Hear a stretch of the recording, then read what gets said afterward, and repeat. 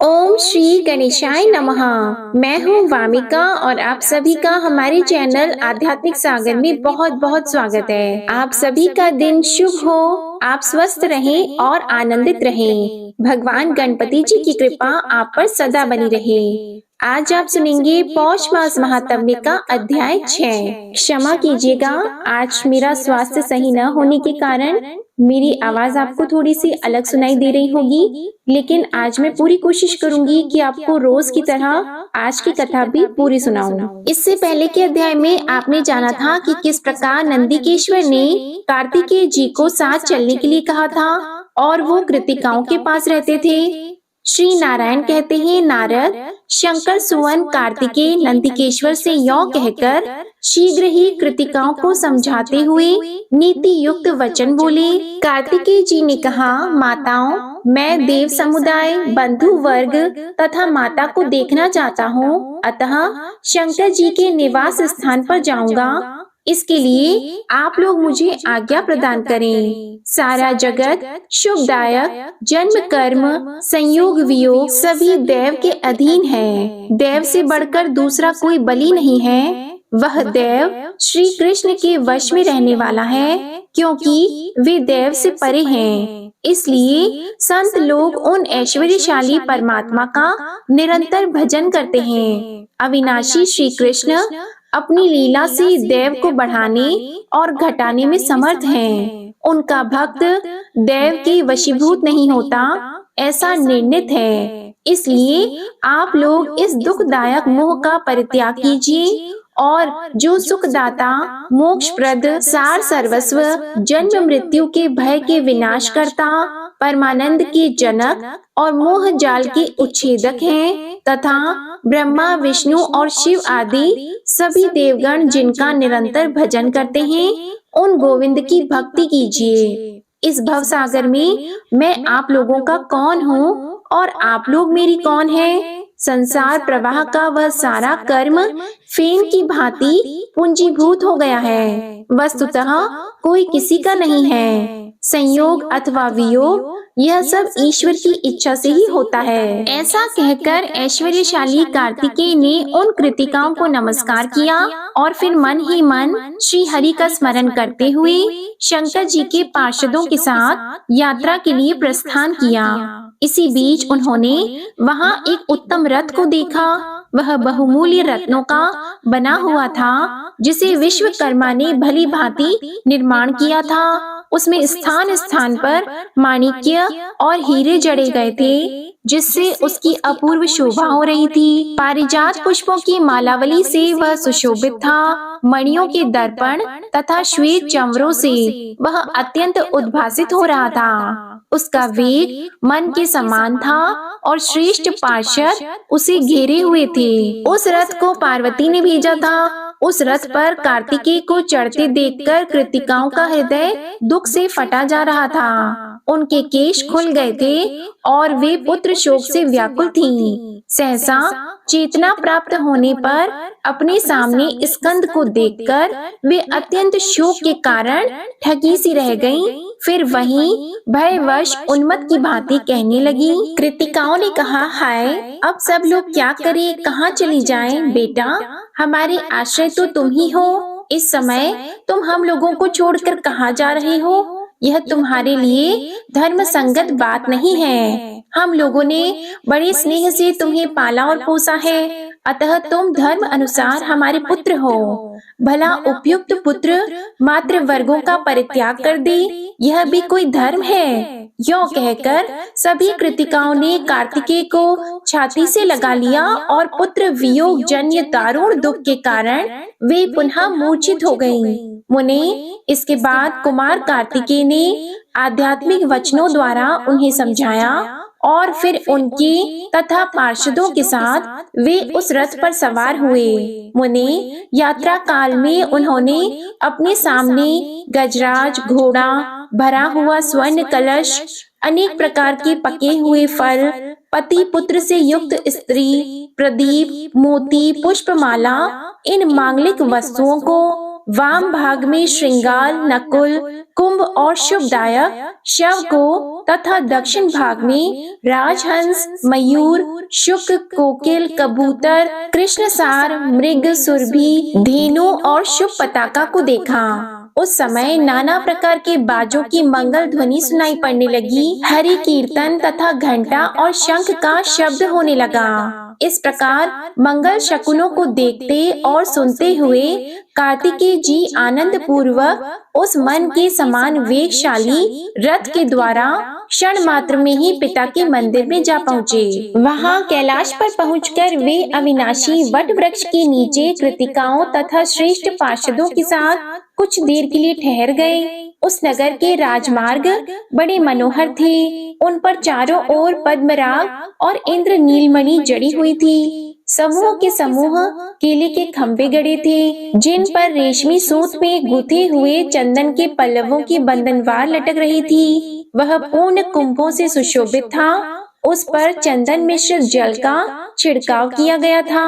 असंख्यों रत्न प्रदीपों तथा मणियों से उसकी विशेष शोभा हो रही थी। वह सदा उत्सवों से व्याप्त, हाथों में दूब और पुष्प लिए हुए वंदियों और ब्राह्मणों से युक्त तथा पति पुत्रवती साध्वी नारियों से समन्वित था।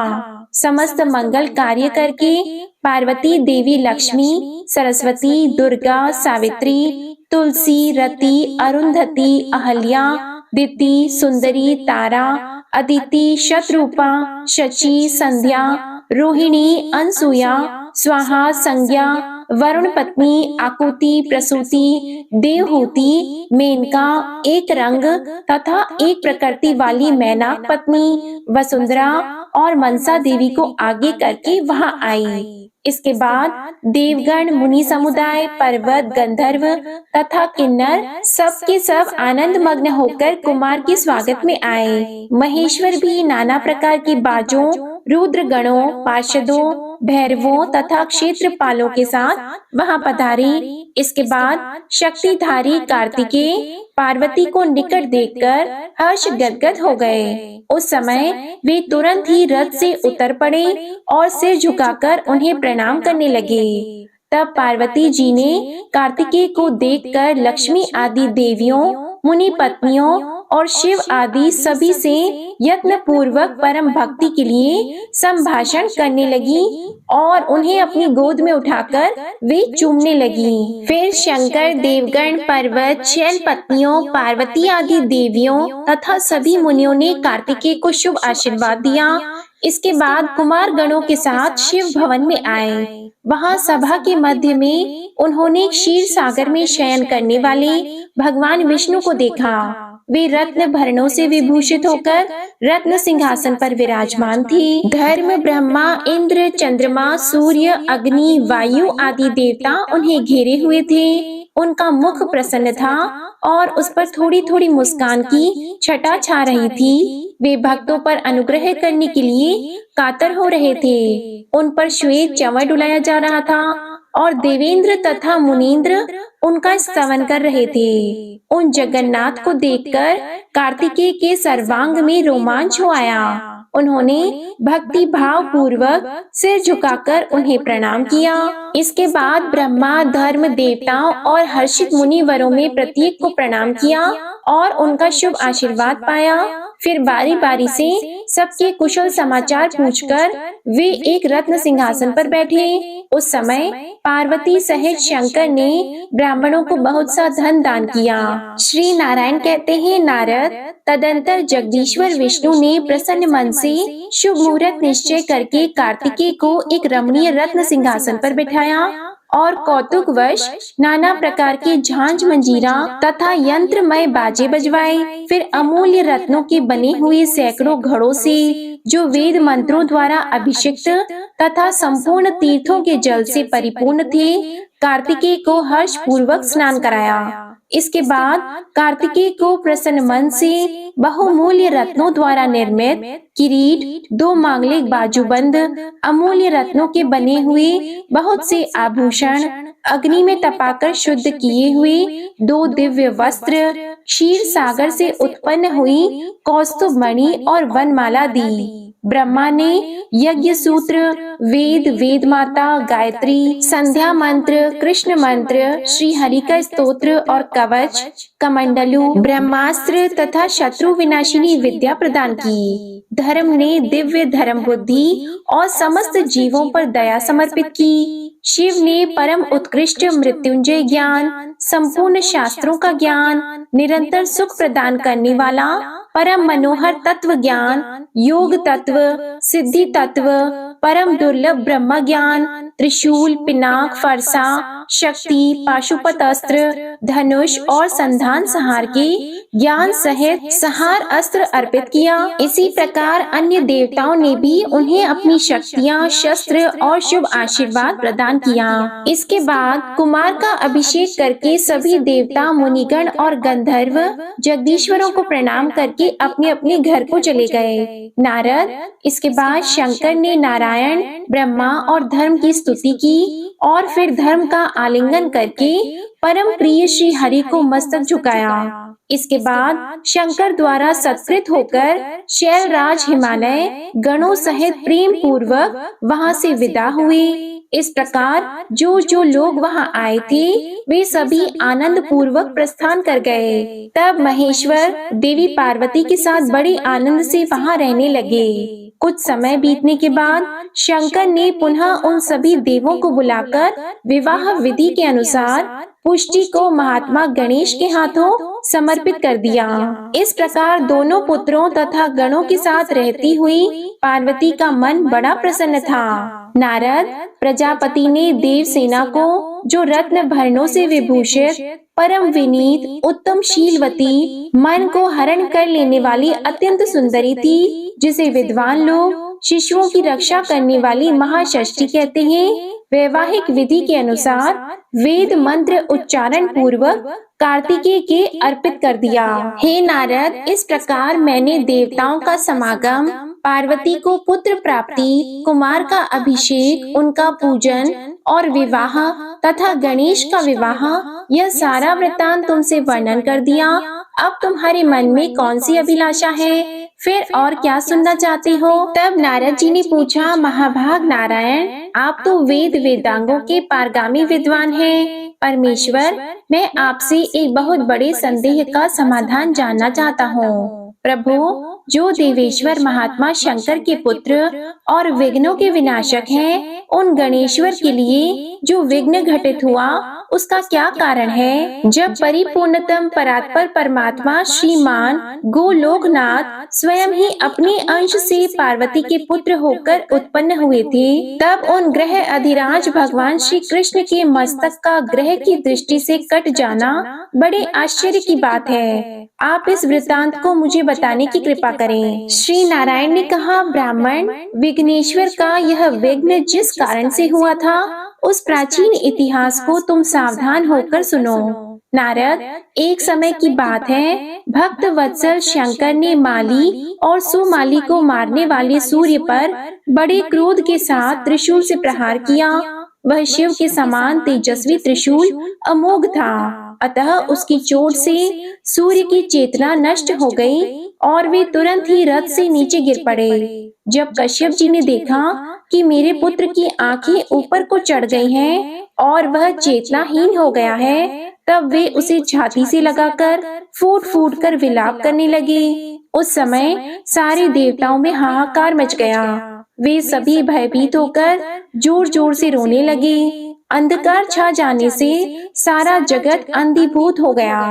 तब ब्रह्मा के पौत्र तपस्वी कश्यप जी, जो ब्रह्म तेज से प्रज्वलित हो रहे थे, अपने पुत्र को प्रभाहीन देखकर शिव को शाप देते हुए बोले, जिस प्रकार आज तुम्हारे त्रिशूल से मेरे पुत्र का वक्ष स्थल विदीर्ण हो गया है, उसी तरह तुम्हारे पुत्र का मस्तक कट जाएगा। शिव जी आशुतोष तो है ही, अतः क्षण मात्र में ही उनका क्रोध जाता रहा।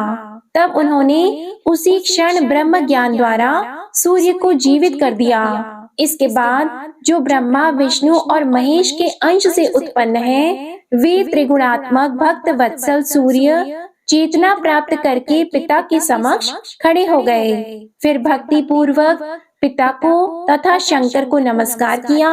साथ ही पिता के द्वारा दिए गए शंभु के शाप को जानकर वे कश्यप जी पर क्रोधित हो गए, जिससे उन्होंने अपने विषय को ग्रहण नहीं किया और क्रोध आवेश में यो कहा, ईश्वर के बिना यह सब कुछ तुच्छ, अनित्य और नश्वर है। अतः विद्वान को चाहिए कि वह मंगल कारक सत्य को छोड़कर अमंगल की इच्छा न करे। इसलिए अब मैं विषय का परित्याग करके परमेश्वर श्री कृष्ण का भजन करूंगा। यह सुनकर देवताओं ने ब्रह्मा को प्रेरित किया। तब उन प्रभु ने शीघ्रता पूर्वक वहां पधारकर सूर्य को समझाया और उन्हें इनके कार्य पर नियुक्त किया। फिर ब्रह्मा, शिव और कश्यप आनंद पूर्वक सूर्य को आशीर्वाद देकर अपने अपने भवन को चले गए। इधर सूर्य भी अपनी राशि पर आरूढ़ हुए। इसके बाद माली और सुमाली व्याधिग्रस्त हो गए। उनके शरीर में सफेद कोढ़ हो गई, जिससे सारा अंग गल गया, शक्ति जाती रही और प्रभा नष्ट हो गई। तब स्वयं ब्रह्मा ने उन दोनों से कहा, सूर्य के कोप से ही तुम दोनों हतप्रभ हो गए हो और तुम्हारा शरीर गल गया है, अतः तुम लोग सूर्य का भजन करो। फिर ब्रह्मा उन दोनों को सूर्य का कवच, स्तोत्र और पूजा की सारी विधि बताकर ब्रह्मलोक को चले गए। मुने, इसके बाद वे दोनों पुष्कर में जाकर सूर्य का भजन करने लगे। वहां वे तीनों काल स्नान करके भक्ति पूर्वक उत्तम सूर्य मंत्र के जप में लीन हो गए। फिर समय अनुसार सूर्य से वरदान पाकर वे पुनः अपने असली रूप में आ गए। इस प्रकार मैंने यह सारा वृतांत वर्णन कर दिया। अब और क्या सुनना चाहते हो? इसके बाद जो कुछ भी नारद जी ने नारायण भगवान से पूछा, इसका वर्णन आप अगले अध्याय में सुनेंगे। अब आप सुनिए श्री गणेश चालीसा पाठ। जय गणपति सद्गुण सदन, कविवर बदन कृपाल, विघ्न हरण मंगल करण, जय जय जय गिरिजालाल। जय जय जय गणपति गणराजू, मंगल भरण करण शुभ काजू। जय जगबदन सदन सुखदाता, विश्व विनायक बुद्धि विधाता। वक्रतुंड शुचि शुंड सुहावना, तिलक त्रिपुंड भाल मन भावन। राजत मणि मुक्तन उर्माला, स्वर्ण मुकुट शिर नयन विशाला। पुस्तक पाणि कुठार त्रिशूलम, मोदक भोग सुगंधित फूलम। सुंदर पीतांबर तन साजित, चरण पादुका मुनि मन राजित। धनि शिव सुवन षडानन भ्राता, गौरी लालन विश्व विख्याता। प्रीति सेधि तव चवर सुधारी, मूषक वाहन सोहत द्वारी। कहो जन्म शुभ कथा तुम्हारी, अति शुचि पावन मंगलकारी। एक समय गिरिराज कुमारी, पुत्र हेतु तप कीन्हा भारी। भयो यज्ञ जब पूर्ण अनूपा, तब पहुँचियो तुम धरि द्विज रूपा। अतिथि जान के गौरी सुखारी, बहुविधि सेवा करी तुम्हारी। अति प्रसन्न हवे तुम वर दीन्हा, मातु पुत्र हित जो तप कीन्हा। मिलहि पुत्र तुहि बुद्धि विशाला, बिना गर्भ धारण यही काला। गणनायक गुण ज्ञान निधाना, पूजित प्रथम रूप भगवाना। अस कहीं अंतर ध्यान रूप होवे, पालना पर बालक स्वरूप होवे। बनि शिशु रोदन जब ही तुम ठाना, लखी मुख सुख नहीं गौरी समाना। सकल मगन सुख मंगल गावही, नाभते सुरन सुमन वर्षावही। शंभु उमा बहुदान लुटावही, सुर मुनि जग सुत देखन आवही। लखी अति आनंद मंगल साजा, देखन भी आए शनि राजा। निज अवगुण गुण शनि मन माही, बालक देखन चाहत नाही। गिरिजा कछु मन भेद बढ़ायो, उत्सव मोरन शनि तुहि भायो। कहत लगे शनि मन सकुचाई, का करि हो शिशु मोहि दिखाई। नहीं विश्वास उमा और भयहु, शनि सो बालक देखन कहयौ। पदतहि शनि दृग कोण प्रकाशा, बालक सिर उड़ गयो आकाशा। गिरिजा गिरि विकल हवि धरणी, सो दुख दशा गयो नहीं वरणी। हाहाकार मच्यो कैलाशा, शनि कीन्हो लखि सुत को नाशा। तुरत गरुड़ चढ़ी विष्णु सिधायो, काटी चक्र सो गज सिर लाई। बालक के धर ऊपर धार्यो, प्राण मंत्र पढ़ि शंकर डार्यो। नाम गणेश शंभु तब कीन्हे, प्रथम पूज बुद्धि निधि वर दीन्हे। बुद्धि परीक्षा जब शिव कीन्हा, पृथ्वी कर प्रदक्षिणा लीन्हा। चले षडानन भरमि भुलाई, रचि बैठ तुम बुद्धि उपाई। चरण मातु पितु के धर लीन्हे, तिनके साथ प्रदक्षिण कीन्हे। धनि गणेश कहि शिव ही हर्षि, नभते सुरन सुमन बहु बरसि। तुम्हारी महिमा बुद्धि बढ़ाई, शेष सहस मुख सके न गाई। मैं मतिहीन मलिन दुखहारी, करहु कौन विधि विनय तुम्हारी। भजत राम सुंदर प्रभु दासा, जग प्रयाग ककरा दुर्वासा। अब प्रभु दया दीना पर कीजे, अपनी शक्ति भक्ति कुछ दीजे। श्री गणेश यह चालीसा, पाठ करे कर ध्यान। नित नव मंगल ग्रह बसी, लहे जगत सन्मान। संबंध अपने सहस्त्र दश, ऋषि पंचमी दिनेश। पूर्ण चालीसा भयो, मंगल मूर्ति गणेश। श्री गणेश चालीसा समाप्त होती है। प्रेम से बोलिए भगवान श्री गणेश की जय। आपको आज की कथा पसंद आए तो वीडियो को लाइक करिएगा, शेयर करिएगा, कमेंट में भगवान गणपति जी की जय लिखिएगा और चैनल को भी सब्सक्राइब करिएगा। इसी के साथ हमारे चैनल पर सोमवार व्रत की कथा को भी जरूर सुनिएगा।